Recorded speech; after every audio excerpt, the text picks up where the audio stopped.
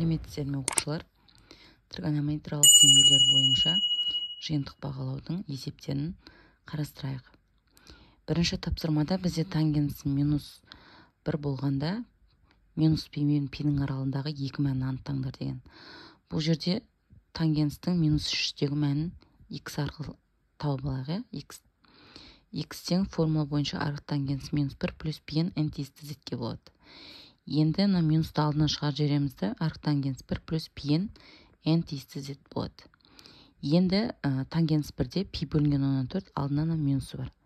Сонда минус пи бөлінген 10-4 бөлінген пи-н. X-ымыз сонда бізге пи минус пи бөлінген 10-4 плюс пи. Яғни пи-дегі мән бір анықталайық. Бұл бізде ортақ бөлім берсек, минус пи плюс 4пи бөлінген 4, яғни 3пи бөлінген 14-ке тең болады. Ал екінші есебімізде былай істеген сіздерге. Синусымыз x плюс 60 градус тең 1-ге тең болған кездегі мына аралықтағы шешімін анықтаңдар деген. Енді мынаны өзін жазып аламыз. Одан кейін синустың 1-дегі мәнін формула бойынша жазамыз, яғни пи бөлінген 2 плюс пи-н. X плюс 60 градус мына градус 90 градусқа тең плюс 0 деген 180 градусты береді бізге. Енді 60 градус мына бетке өткізіп жіберсек, 90-нан 60 азайтып жіберсең 30 плюс 180 пи-н болады. Енді мына градустың аралығында біздің x-ның мәніміз мынаға тең болды ғой. Енді мына жерге қоямыз да теңсіздік шешіп аламыз. Одан кейін мына бетке өткізіп жібереміз. Минус 30-дан азайтып жіберсек, минус 30-ның өзі шығады. 180-ді 30-дан азайтып жіберсек, 150 шығады. Енді 180-ді бөліп n-ның мәнін тауып аламыз да. Бұл жерде бөліп жібереміз 180-ге. Сол кезде менде минус 6-тан 1, n-міз 6-тан 5 келеді. Енді бұл жерде 30 градус плюс 180 градус 0-ге көбейткен кезде бізге 30 градусқа тең болады. Яғни шешіміміз 30 градус пи бөлінген 10-6 болады. Мына жерде пи бөлінген 6 болады екен ғой.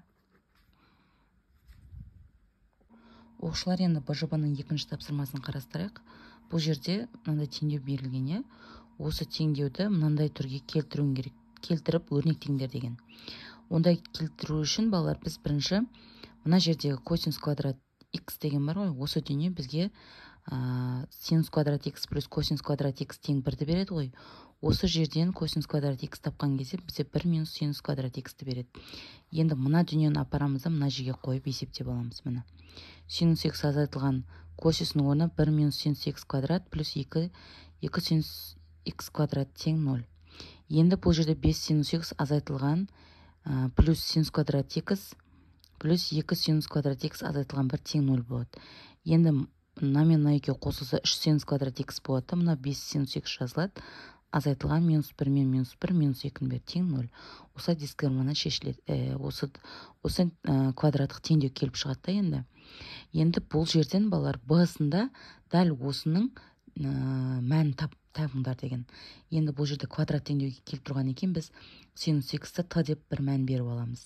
Енді 3-ті квадрат плюс 5-ті минус 2 тең 0 болады.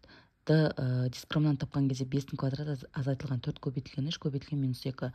Бұл 25 пен 24-тің қосындысы 49-ды береді. Мына жерде 2 минус плюсті береді. 7 болады. Енді x1 пен x2-ні тапқан кезде, мына жерде x1 мен x2-ні тапқан кезде біреуі 3-тен 1 болады, екіншісі минус 2 болады. Енді 3-тен 1-дің шешімі болады да бізде. Синустың формасы бізде минус 1 n дәреже, арксинус 3-тен 1 плюс пи-н n тиісті z-ке болады. Екіншісінің шешімі болмайды балалар. Балалар, енді үшінші тапсырмада бізге былай деген.